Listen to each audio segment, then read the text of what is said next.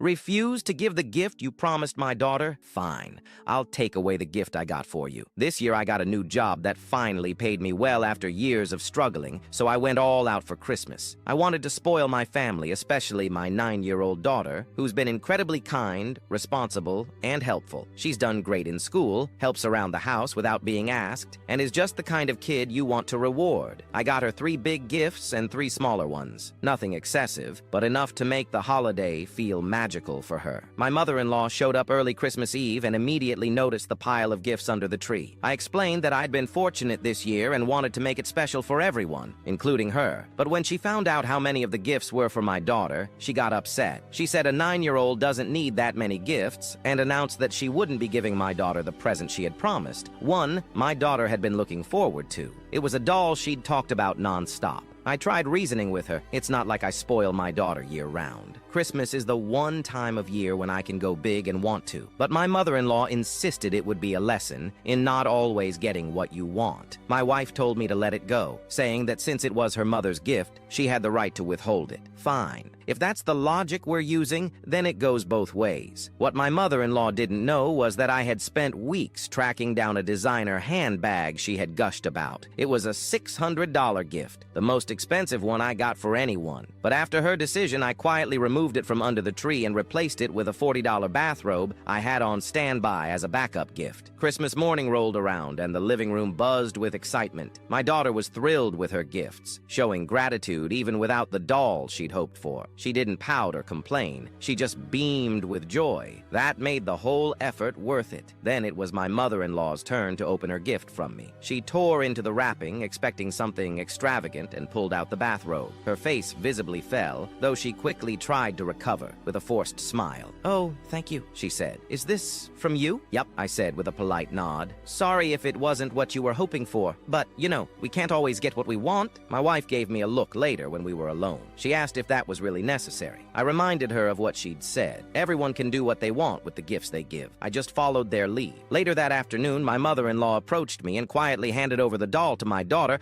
calling it a late surprise. My daughter was ecstatic. She gave her grandma a big hug, thrilled to receive it with no hint of resentment. That's just the kind of person she is. Meanwhile, I didn't have to say a word. The message was clear, and justice was done in the most festive way possible.